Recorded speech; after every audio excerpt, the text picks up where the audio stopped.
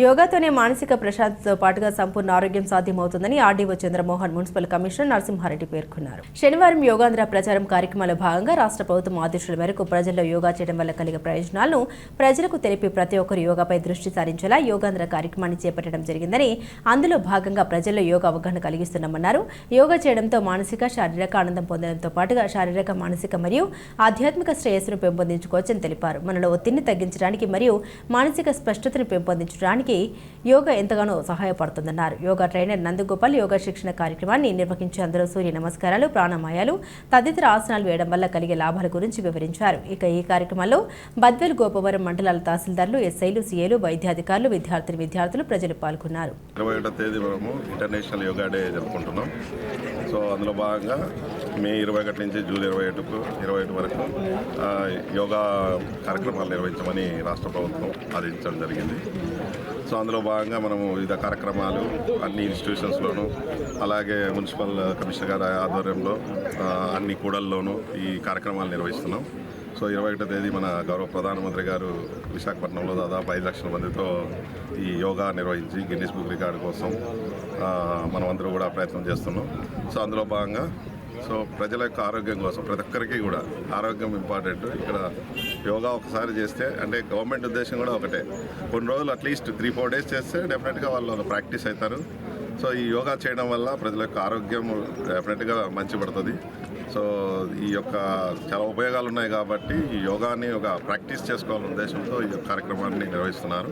So ప్రజలందరూ కూడా దీంట్లో స్వచ్ఛందంగా పాల్గొని యోగా నిర్వహించి యోగా వల్ల ఉన్నటువంటి బెనిఫిట్స్ డెఫినెట్గా వాళ్ళు కొన్ని రోజులు చేస్తే అట్లీస్ట్ 1 టైం 2 టైం అటెండ్ అయినా కూడా దీని బెనిఫిట్స్ అనేది డెఫినెట్గా ప్రతి ఒక్కరు గుర్తిస్తారు. సో ఇది ప్రాక్టీస్ చేసుకుంటే డెఫినెట్గా కొద్ది వరకైనా మనం మ్యాక్సిమం ఈ ఆరోగ్య సమస్యలు నుంచి బయటపడవచ్చు.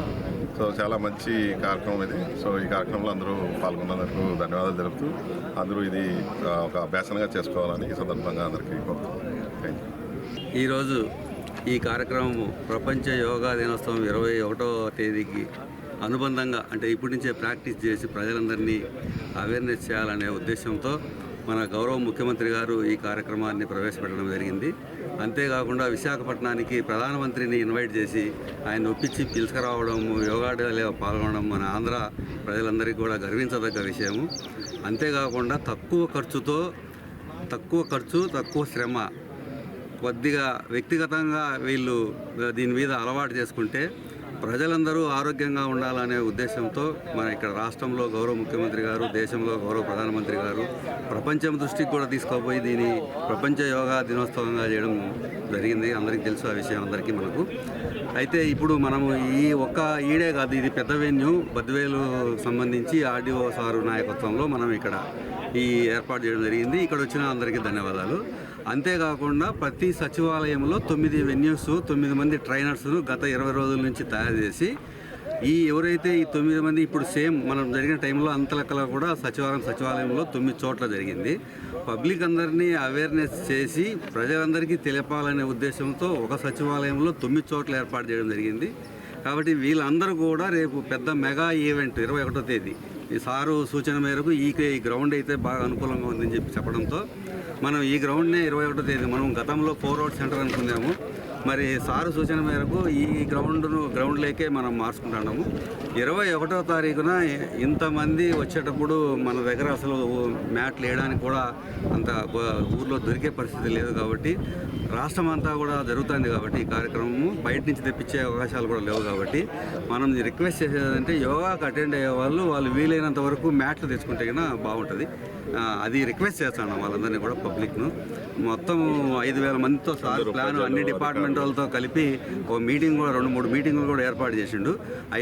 దాదాపు 5,000 మందితో ఒక ప్రోగ్రాం నడపాలా, ఒక కండక్ట్ చేయాలా ఆ రోజు అని చెప్పి సారు అన్ని డిపార్ట్మెంట్ వాళ్ళతో కూడా మాట్లాడడం జరిగింది. ఆ విధంగానే ప్లాన్ చేస్తాం. ప్రతి ప్రోగ్రామును మీ అందరూ మీడియా మిత్రులందరూ కూడా మా కవర్ చేసి ప్రజల్లోకి తీసుకుపోయి వాళ్ళందరికీ కూడా మీరు అవగాహన కల్పించి మంచి చేస్తానందుకు మీ అందరికీ కూడా, మీడియా మిత్రులందరికీ కూడా ప్రత్యేక ధన్యవాదాలు.